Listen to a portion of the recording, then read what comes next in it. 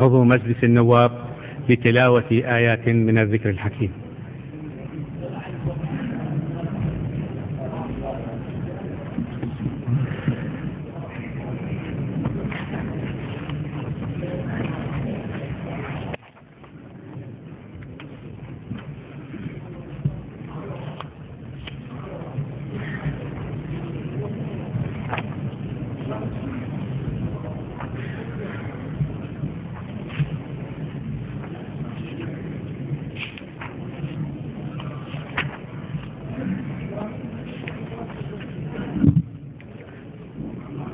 أعوذ بالله من الشيطان الرجيم.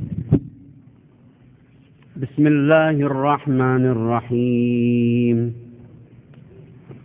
تبارك الذي جعل في السماء بروجا وجعل فيها سراجا وقمرا منيرا وهو الذي جعل الليل والنهار خلفة لمن أراد أن يذكر أو أراد شكورا. وعباد الرحمن الذين يمشون على الأرض هونا وإذا خاطبهم الجاهلون قالوا سلاما.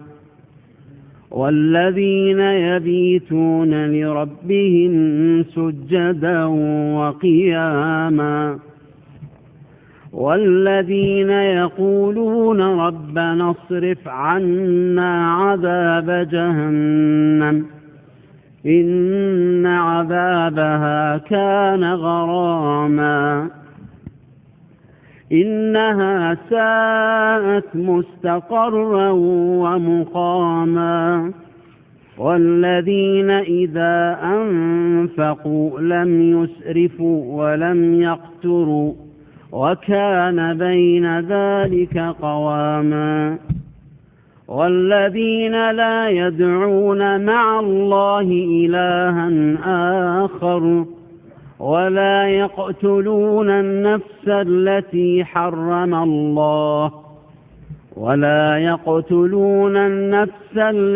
حرم الله إلا بالحق ولا يزنون ومن يفعل ذلك يلقى أثاما يضاعف له العذاب يوم القيامة ويخلد فيه مهانا إلا من تاب وآمن وعمل عملا صالحا فأولئك يبدل الله سيئاتهم حسنات وكان الله غفورا رحيما.